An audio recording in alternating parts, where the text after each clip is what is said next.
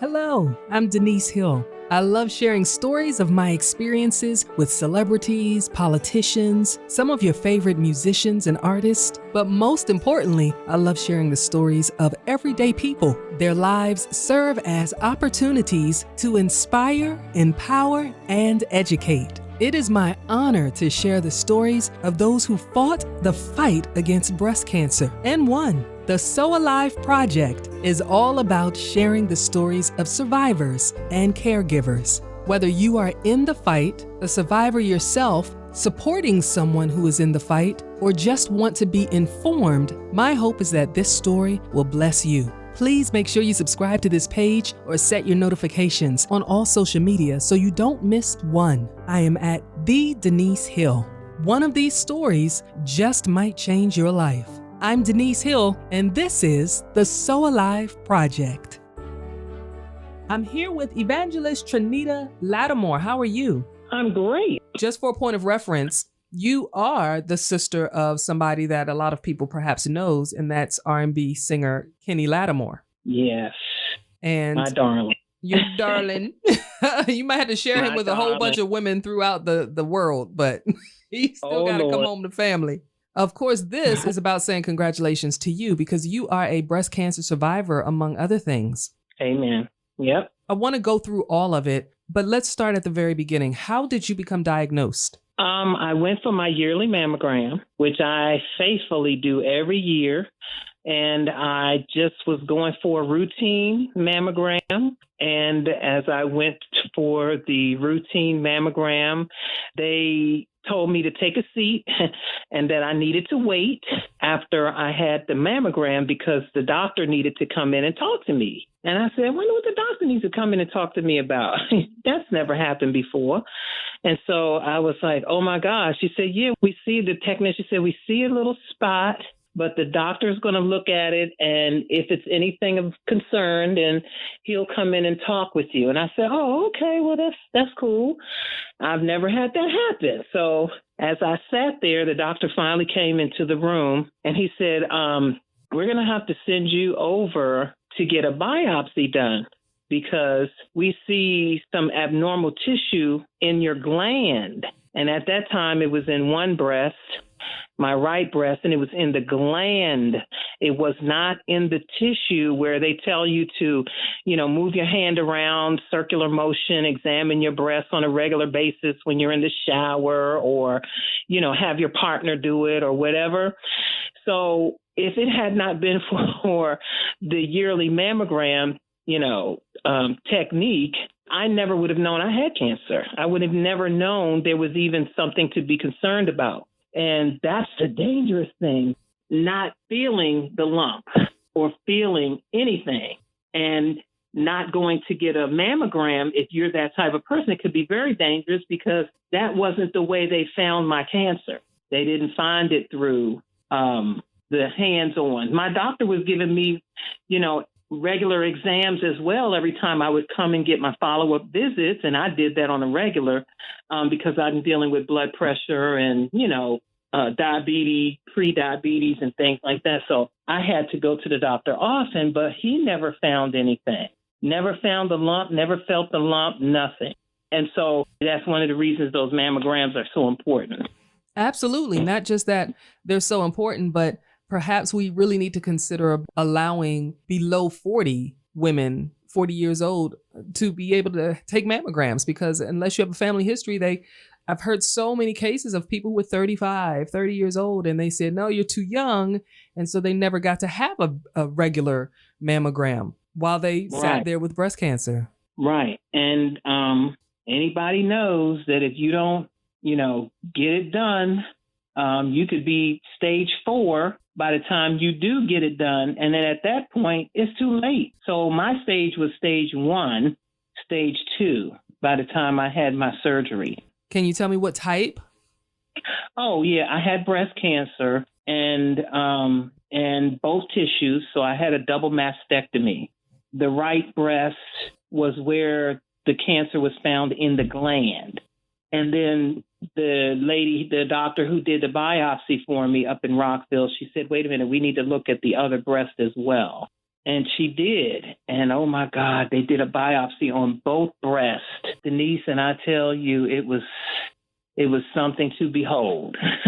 Having these large needled instruments pushed into your breast tissue just to cut and make sure that whatever they thought they saw on the x-ray was really what they're getting out of these machines. It was something I'll never forget. The choice to have both removed was yours or the doctor's? The doctor. On the 19th of July, I went into Georgetown surgery department and had both of my breasts removed, cried. I think I was embarrassed. I was angry. I was hurt because I was like, well, who's going to want me with no breasts? I'm still young enough to have a family or get married or something, but what man is going to want me with no breast? You know, the breast to a woman is a part of her, you know, sexuality and sensuality or whatever. And mine were gone. So I was just emotionally disturbed. And I'm a mental health therapist, licensed clinical professional counselor by trade and by career. And I was like, oh my gosh, I can't believe I'm having the symptoms that I'm sure some of my depressed clients have experienced, but now it's my turn. And I had crying spells every day, and I still went to work. And I did not cry in front of the client, but I cried every day because I could not believe it. And I felt that I was a Christian. And how could something happen like that to me, a Christian? You're hitting all the questions I have to ask because you can still ask them. Yeah, you are an evangelist. You are, as you said, a licensed therapist. You're a preacher, a speaker. You're an author. Mm-hmm. You encourage others and have for many decades. That's how you and I connected. And, to be thrust into that dark place, the question is, how did you pull yourself out? Or are you still in that process? Well,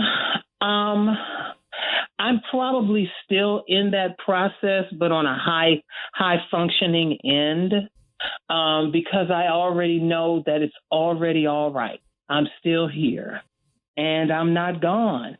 And as long as I still have life and as long as I still have my health, God can do anything. He's able.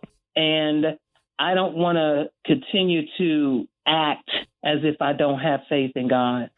In spite of my feelings, my natural feelings, my flesh feelings, I just believe.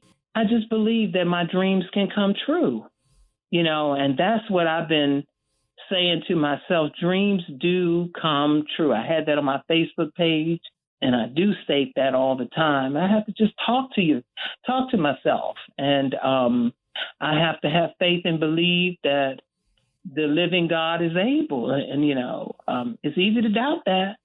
I had to make a decision, Denise, whether I wanted to live or not. Let me tell this to the audience. Listen, before that surgery, I had to say to myself, do you want this surgery? Do you even want to live?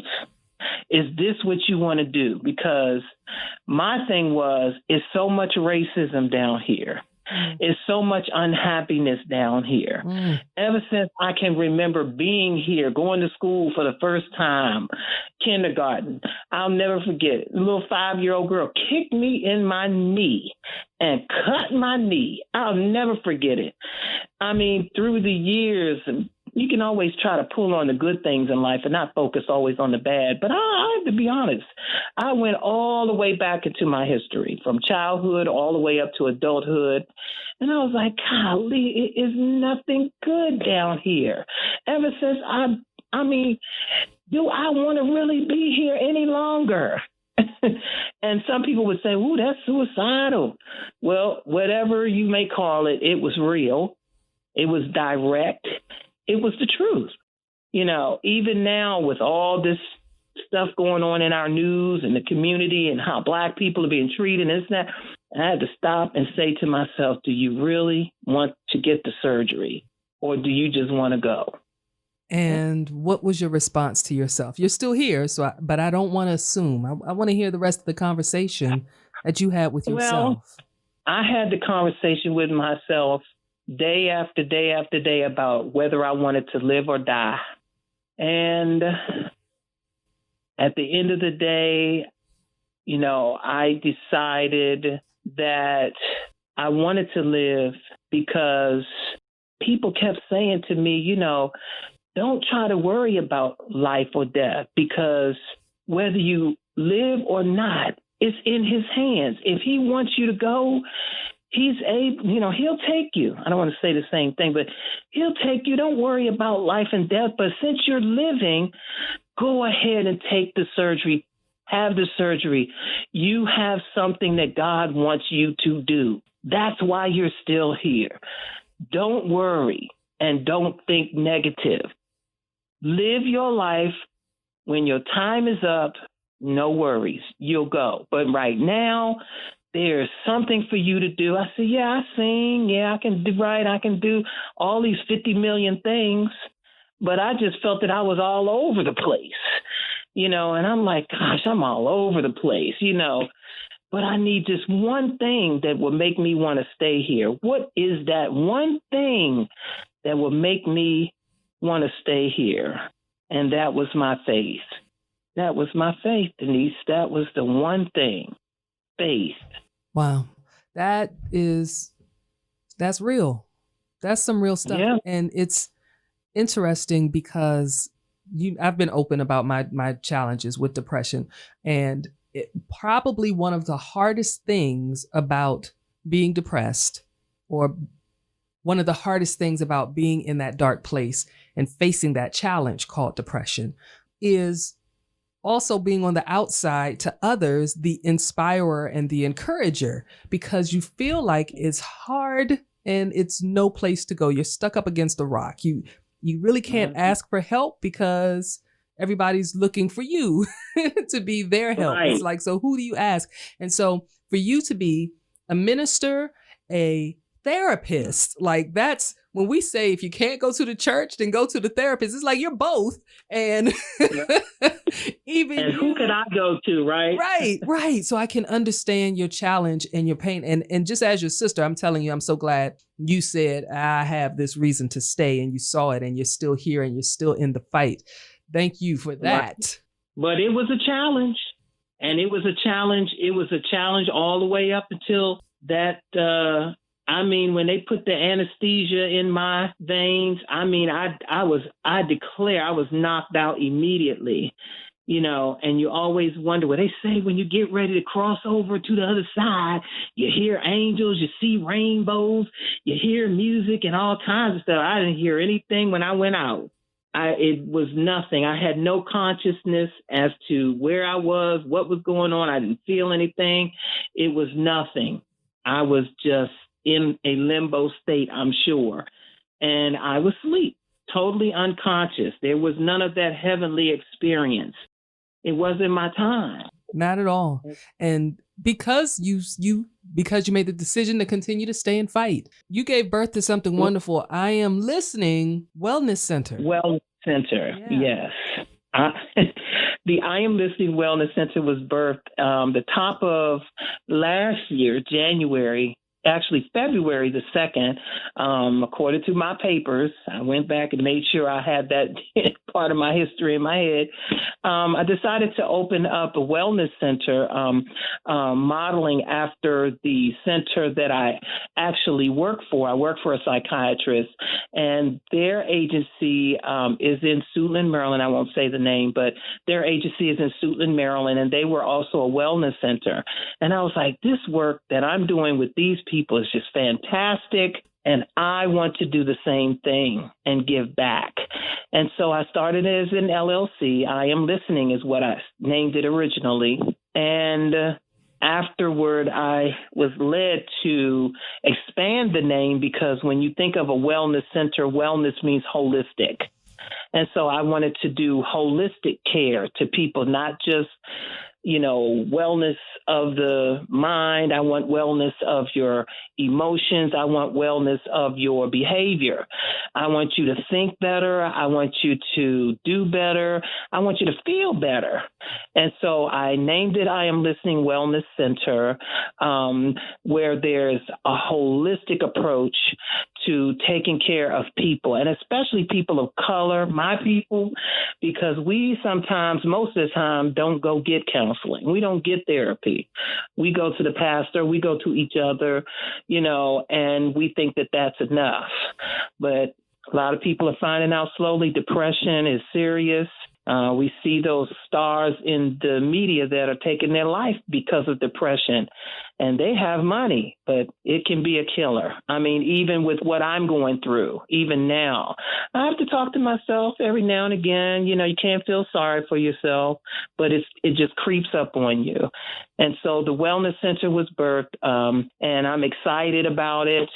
I take all kinds of insurances, and I have a little office space over in Landover, and 27 people came out and just celebrated with me, and also talked about their businesses, Black-owned businesses, and it was just a wonderful fellowship. Mm-hmm. Wonderful. Do you see yourself at all doing any specialized care for those who are breast cancer survivors? Absolutely. That's one of my number one things that I even have on my website: breast cancer, couples counseling, family therapy. Those are my focus. Individual, of course, counseling as well.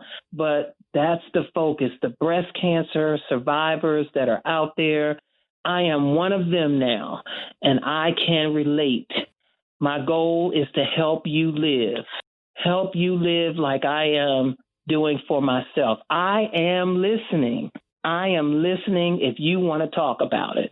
And you come see me and let me hear what you have to say, because sometimes that's all people need. But the name of the website is IamListening.biz.